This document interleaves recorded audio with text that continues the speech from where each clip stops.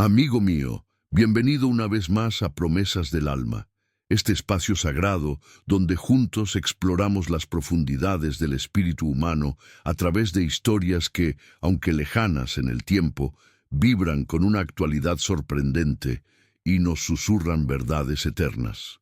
Hoy nos adentramos en la compleja y dolorosa saga de Absalón, aquel príncipe cuyo nombre, Padre de Paz, resonaría irónicamente a través de los siglos como un eco de rebelión, traición y una tragedia familiar que sacudió los cimientos mismos del reino de Israel.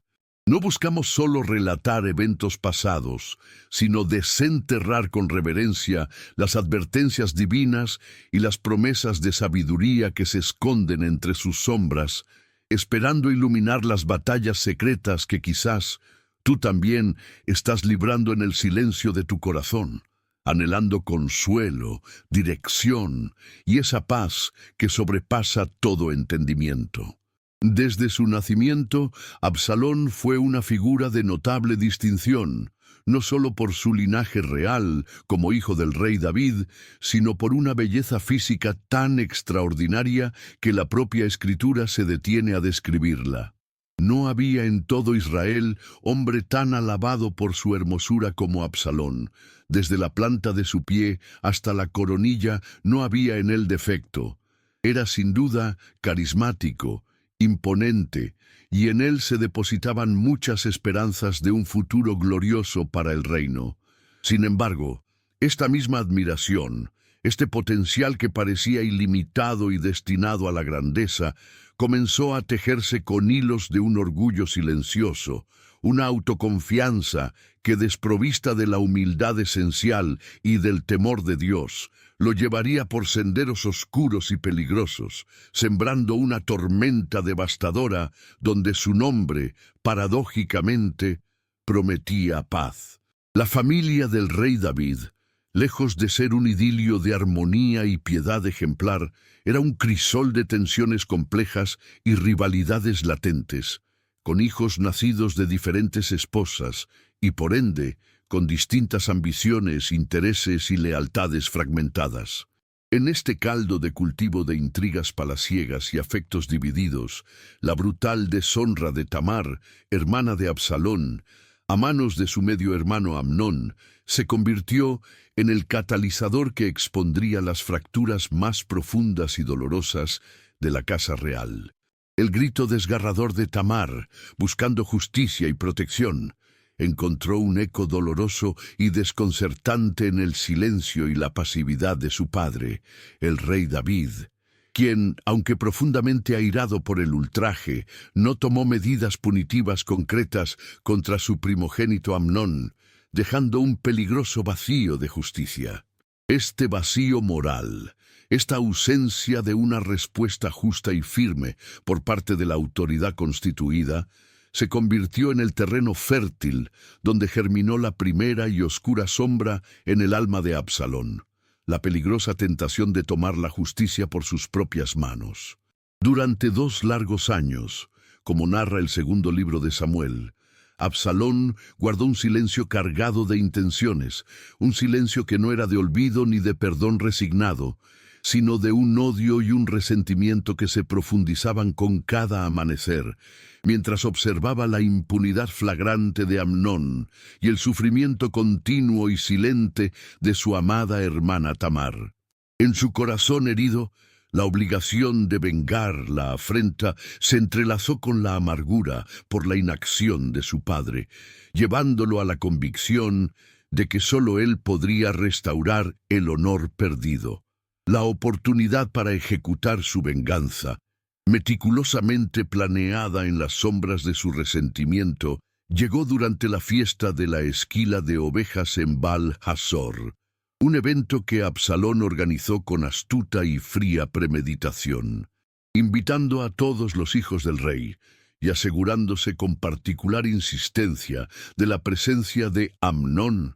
Transformó una ocasión tradicionalmente festiva en el escenario de un fratricidio calculado. Siguiendo sus órdenes directas y despiadadas, sus siervos asesinaron a Amnón cuando su corazón estaba alegre por el vino y desprevenido, en un acto brutal que reveló la insondable profundidad de su rencor acumulado. Aunque este acto sangriento pudo haberle ofrecido una efímera y amarga satisfacción a su sed de justicia, también lo marcó indeleblemente, sellando el inicio de su propio exilio y el comienzo de una espiral descendente de amargas consecuencias.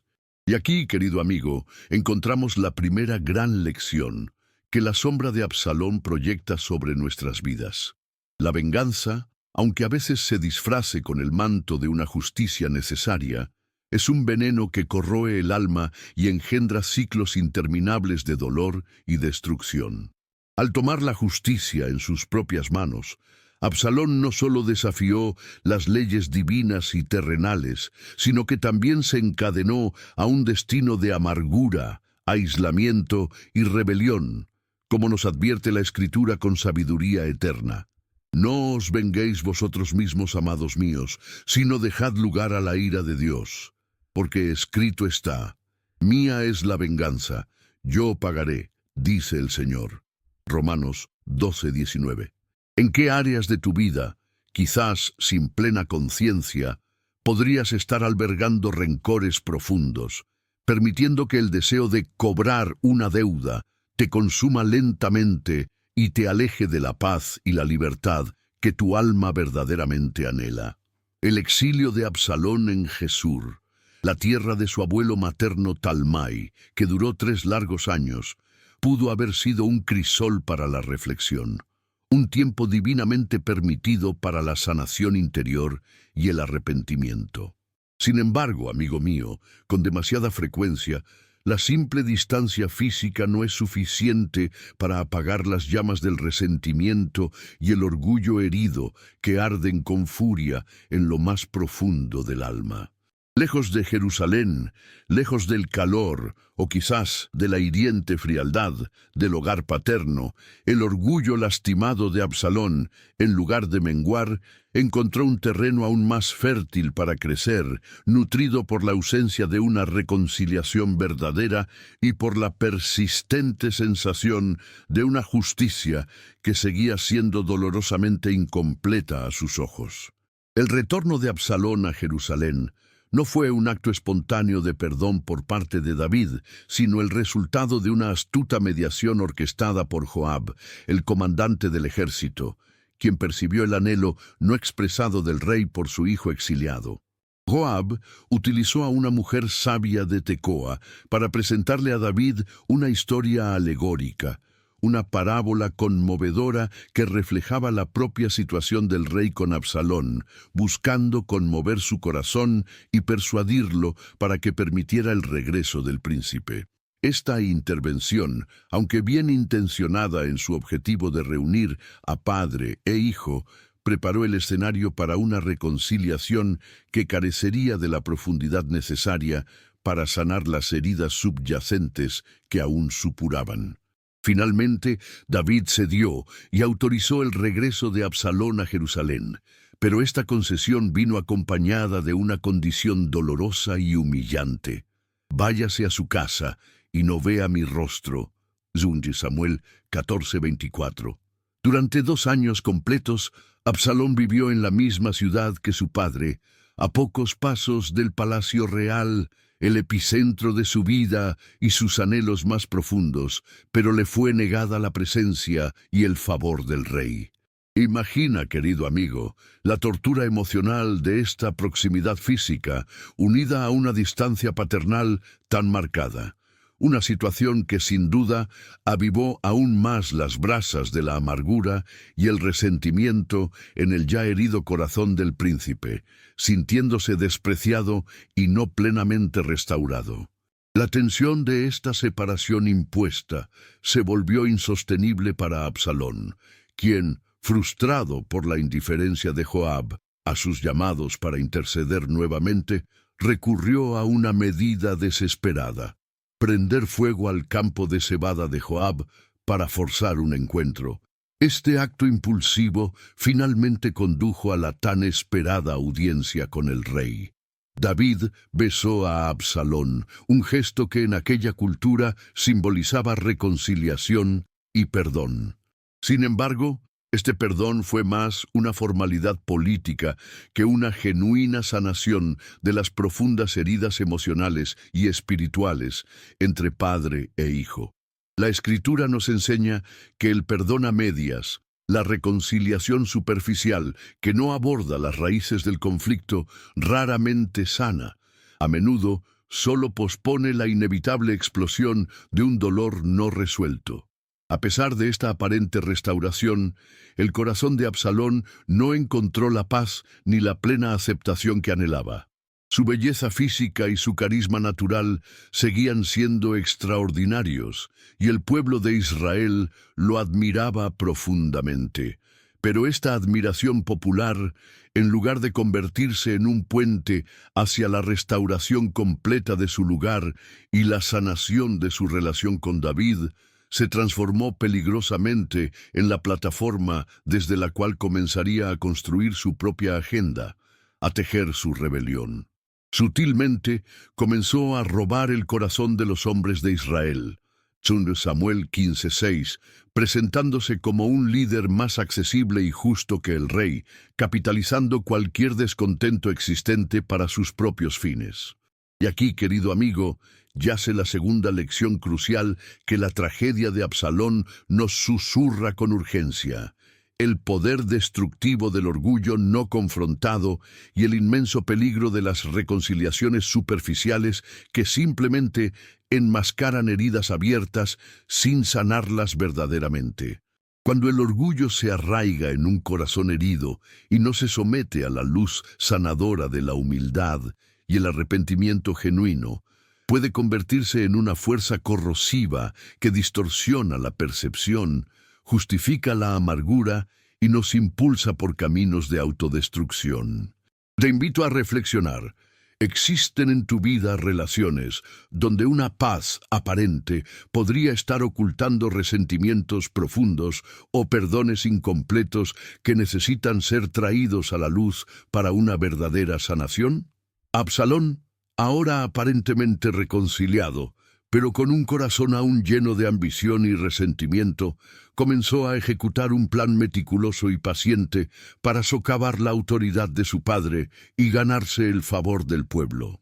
Se levantaba de mañana y se ponía a la entrada de la puerta de la ciudad, el lugar donde se administraba justicia. Cuando algún hombre llegaba con un pleito para el rey, Absalón lo llamaba, escuchaba su caso con aparente interés y empatía, y luego, con astuta sutileza, sembraba la duda sobre la eficacia del sistema judicial de David, diciendo: «Mira, tus palabras son buenas y justas, mas no tienes quien te oiga de parte del rey». 2 Samuel 15:3. Era una estrategia de seducción política finamente calculada, con palabras cuidadosamente elegidas y gestos de falsa humildad. Absalón se presentaba como el campeón del pueblo, el líder que verdaderamente se preocupaba por sus necesidades.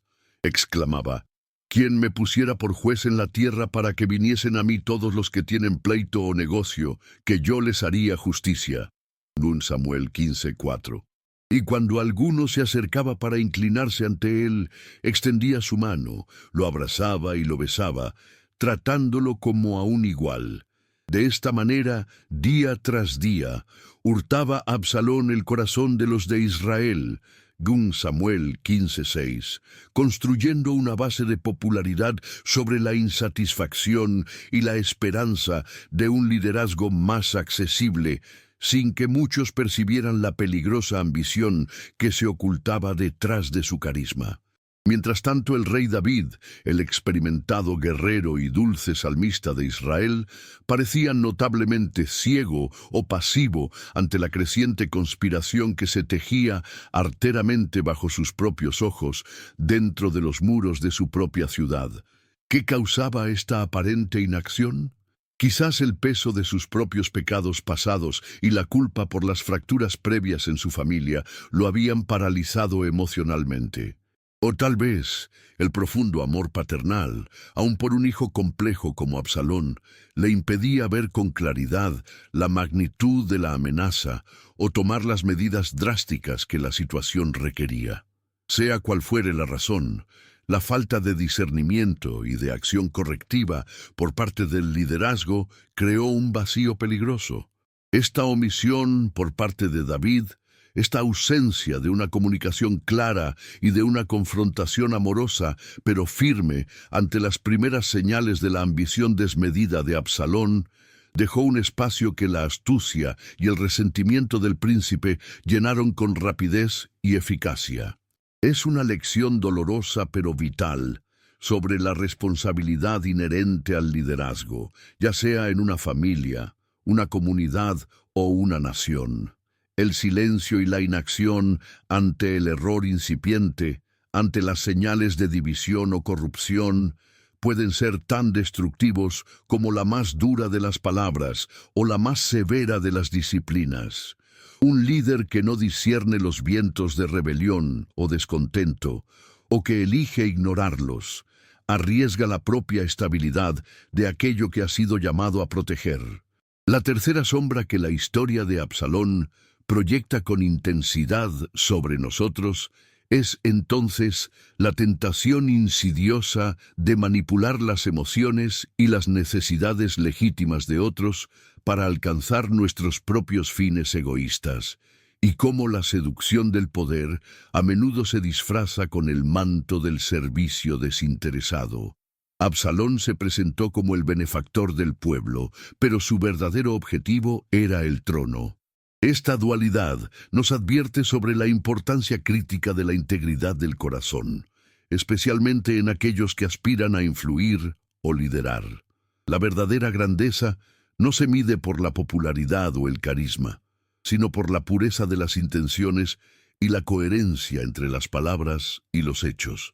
Te invito, amigo mío, a examinar tu propio corazón y tus propias esferas de influencia.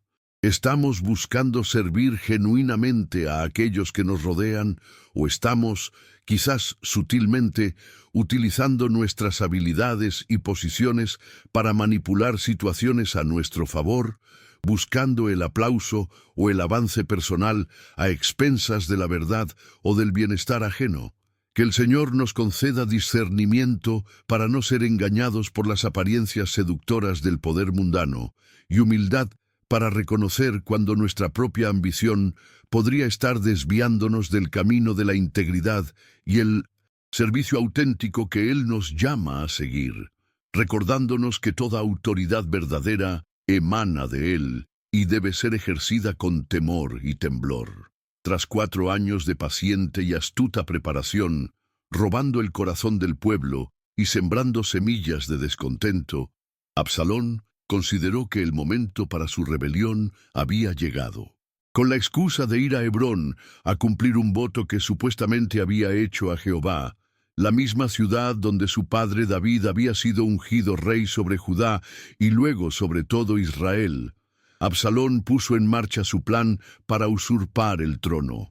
Esta elección del lugar no fue casual, sino un acto cargado de simbolismo, buscando legitimar su propia ascensión y desafiar directamente la autoridad de su padre. Envió espías por todas las tribus de Israel con la consigna: cuando oigáis el sonido de la trompeta, diréis: Absalón reina en Hebrón. Según Samuel 15:10. La noticia de la conspiración y la creciente popularidad de la revuelta llegaron rápidamente a oídos de David en Jerusalén. El corazón de todo Israel se va tras Absalón. Según Samuel 15:13. Ante la inminencia del peligro y la magnitud de la traición, David, demostrando una vez más su capacidad de tomar decisiones difíciles en momentos de crisis, ordenó la evacuación inmediata de la ciudad. Levantaos y huyamos, porque no podremos escapar delante de Absalón. Daos prisa a partir, no sea que apresurándose él nos alcance y arroje el mal sobre nosotros y hiera la ciudad a filo de espada. Según Samuel 15:14. La imagen del rey ungido, acompañado por sus fieles, huyendo de su propia capital, descalzo y llorando, es un retrato conmovedor de la profunda herida infligida por la rebelión de un hijo. Una vez que Absalón entró en Jerusalén y ocupó el palacio, se enfrentó a una decisión estratégica crucial. Su consejero principal, Aitofel, cuya sabiduría era tan reputada que el consejo que daba Aitofel en aquellos días era como si se consultase la palabra de Dios. 2 Samuel 16:23, le propuso un plan audaz y letal: permitirle escoger 12,000 hombres para perseguir a David esa misma noche, atacarlo mientras estaba cansado y desmoralizado, y matar solamente al rey, asegurando así una victoria rápida y la consolidación del nuevo régimen. Este consejo, desde una perspectiva puramente militar y pragmática, era astuto y probablemente habría tenido éxito, poniendo fin a la guerra civil antes de que realmente comenzara. Sin embargo, Husai el arquita, un amigo leal de David, que se había infiltrado en el círculo de Absalón con la intención de frustrar los planes de Aitofel, ofreció un contraconsejo, argumentando que David y sus hombres eran guerreros valientes y desesperados, como una osa privada de sus cachorros, y que un ataque precipitado podría resultar en una derrota inicial que desmoralizaría a las fuerzas de Absalón. Husai propuso en cambio reunir a todo Israel, un ejército innumerable como la arena que está a la orilla del mar, con Absalón mismo marchando al frente en una demostración gloriosa de poder y liderazgo. Este consejo apelaba directamente a la vanidad y al deseo de magnificencia de Absalón, pintando un cuadro de una victoria espectacular y total. Absalón y todos los ancianos de Israel, seducidos por la aparente grandiosidad del plan de Husai, lo consideraron mejor que el consejo de Aitofel, sin percibir la trampa mortal que contenía. Porque Jehová había ordenado que el acertado consejo de Aitofel se frustrara, para que Jehová hiciese venir el mal sobre Absalón. 2 Samuel 17:14. Y aquí, amigo mío, vemos con claridad la cuarta lección que esta tragedia nos ofrece. El ego, el orgullo desmedido, es a menudo el peor de los consejeros. Cuando el deseo de gloria personal, de aplauso y de reconocimiento nubla nuestro juicio, nos volvemos vulnerables a la adulación y a tomar decisiones que, aunque parezcan brillantes en la superficie, nos conducen directamente a la ruina. La historia nos muestra repetidamente cómo líderes y personas comunes por igual han caído víctimas de su propia vanidad, despreciando la sabiduría prudente en favor de planes más ostentosos o arriesgados que alimentaban su ego. Absalón tuvo la oportunidad de seguir un consejo que probablemente le habría asegurado el trono, pero su deseo de ser el protagonista de una conquista épica, de ser visto como el gran libertador al frente de una nación unida, lo cegó ante el peligro. Que esta caída nos sirva de advertencia para examinar nuestros propios motivos al tomar decisiones importantes, buscando siempre el consejo de aquellos que nos hablan con verdad y humildad, y no de aquellos que simplemente adulan nuestros oídos y nuestro orgullo. La decisión de Absalón de seguir el consejo de Husai, que retrasó la persecución de David, le dio al rey fugitivo el tiempo precioso que necesitaba para reorganizar sus fuerzas y prepararse para la confrontación inevitable. La batalla decisiva tuvo lugar en el bosque de Efraín, un terreno denso y traicionero que irónicamente favoreció a los experimentados hombres de David más que al numeroso pero menos cohesionado ejército de Absalón. La Escritura describe una gran mortandad aquel día, y fue mayor la estrago que el bosque consumió de la gente que el que consumió la espada. 2 Samuel 18:8, sugiriendo la dureza y confusión del combate en aquel entorno. En medio de la cruenta batalla ocurrió el evento que sellaría el destino de Absalón. Mientras cabalgaba en su mula, su espesa y celebrada cabellera, aquella que era símbolo de su belleza y orgullo, se enredó fatalmente en las ramas de una gran encina, dejándolo suspendido entre el cielo y la tierra, una presa vulnerable e indefensa. Este momento, cargado de una trágica ironía, nos muestra cómo aquello en lo que depositamos nuestra vanidad o nuestra identidad terrenal puede convertirse en un instante en el instrumento de nuestra propia caída.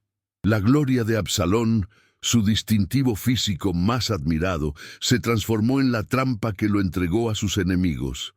A pesar de la rebelión y la traición, el corazón de David como padre seguía latiendo por su hijo. Antes de la batalla, había dado una orden explícita a sus comandantes, Joab, Abisai e Itai. Tratad benignamente por amor de mí al joven Absalón. 1 Samuel 18:5. Esta instrucción revela el profundo conflicto interno de David, dividido entre su deber como rey de sofocar una rebelión que amenazaba la estabilidad de Israel y su amor inquebrantable por el hijo que, a pesar de todo, seguía siendo suyo.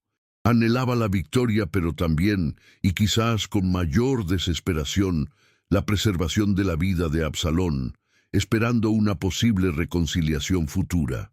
Sin embargo, en la cruda realidad del campo de batalla y ante la lógica implacable del poder y la necesidad de asegurar una paz duradera, las consideraciones sentimentales de un padre a menudo son eclipsadas por las exigencias del liderazgo militar y político. Cuando un soldado informó a Joab que había visto a Absalón colgado de la encina y que no lo había matado por respeto a la orden del rey, Joab, el general pragmático y a menudo despiadado, no compartió la misma clemencia. Tomando 3 dardos en su mano, los clavó en el corazón de Absalón mientras aún estaba vivo, y luego sus escuderos remataron al príncipe caído. Samuel 18, 14, 15. La orden del rey fue desobedecida y el destino de Absalón se consumó brutalmente. La quinta sombra que se proyecta desde esta tragedia es la cruda realidad de las consecuencias inevitables de nuestras elecciones. Por más que David deseara un desenlace diferente para su hijo, por más que su corazón de padre anhelara misericordia, las acciones de Absalón, su orgullo, su amargura cultivada, su rebelión abierta y su desprecio por la autoridad paterna y divina, lo habían puesto en un camino de colisión con un final destructivo. Hay un punto, amigo mío, en el que la siembra de vientos inevitablemente cosecha tempestades. Nuestras decisiones tienen un peso, una trayectoria, y aunque la gracia de Dios es infinita, el principio de cosechar lo que se siembra permanece como una advertencia solemne en las Escrituras y en la experiencia humana. No obstante, incluso en medio de las consecuencias más dolorosas, la posibilidad de aprendizaje y redención no se extingue por completo, al menos para aquellos que quedan. La muerte de Absalón, aunque trágica y violenta, no fue el fin de la historia de David, ni el fin de la intervención de Dios en su vida. El sufrimiento que esta pérdida infligió a David lo llevaría a nuevas profundidades de quebrantamiento y dependencia de Dios, moldeando su carácter de maneras que quizás la prosperidad y la victoria no podrían haber logrado. Es un recordatorio de que, aunque no podamos evitar todas las consecuencias de nuestros errores o los de otros, siempre podemos elegir cómo responder a ellas, buscando la sabiduría y la fortaleza que solo Dios puede dar. El clímax emocional de esta desgarradora historia se encuentra en el lamento del rey David al recibir la noticia de la muerte de su hijo Absalón.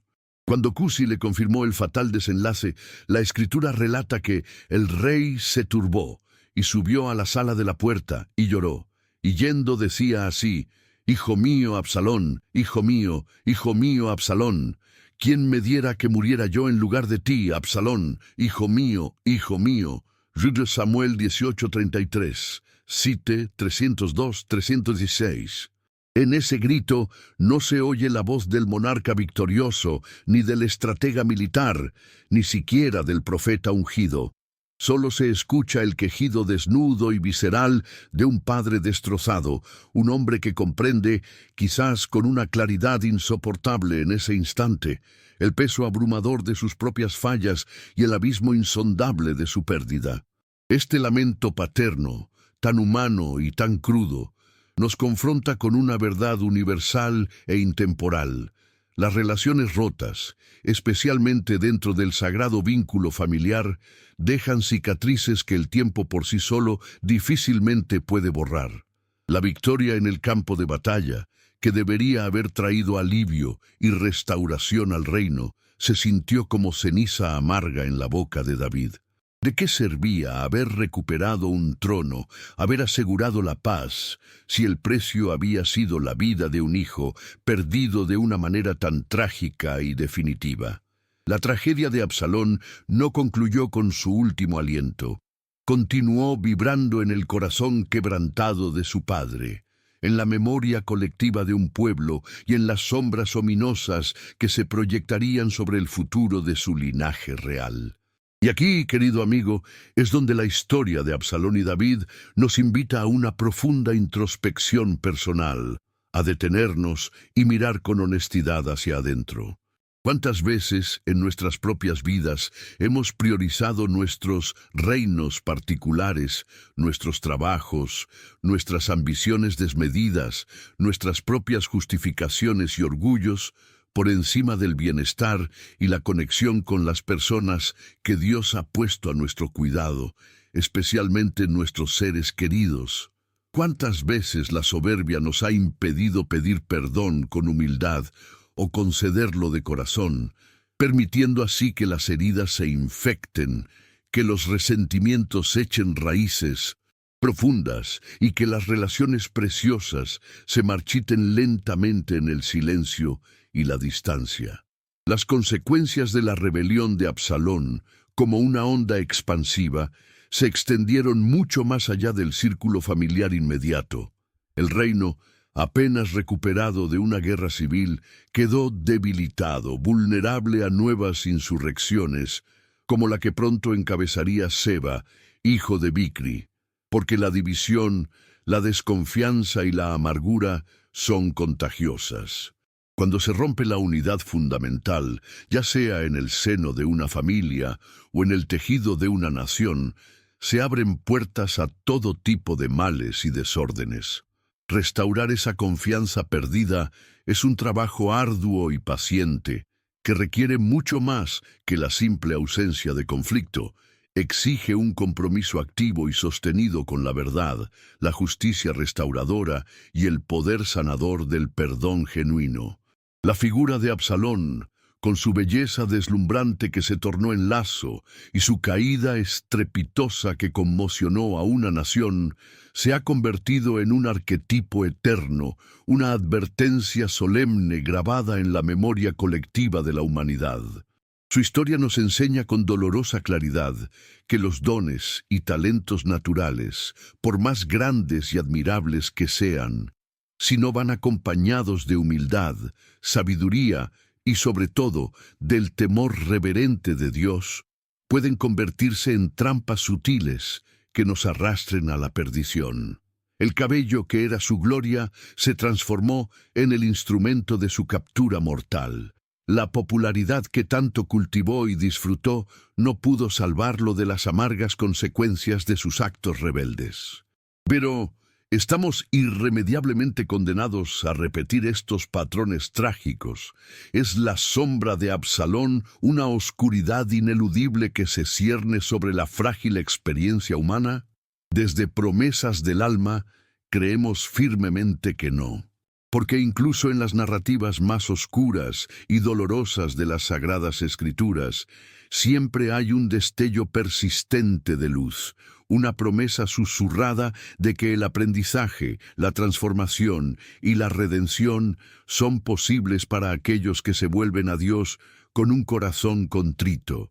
El propio David, a pesar de sus errores garrafales y del dolor inmenso que lo embargaba, encontró en su profundo quebrantamiento un camino de regreso hacia una dependencia más íntima y sincera en el amor y la misericordia inagotables de su Señor, recordándonos que nunca es demasiado tarde para buscar la sanación.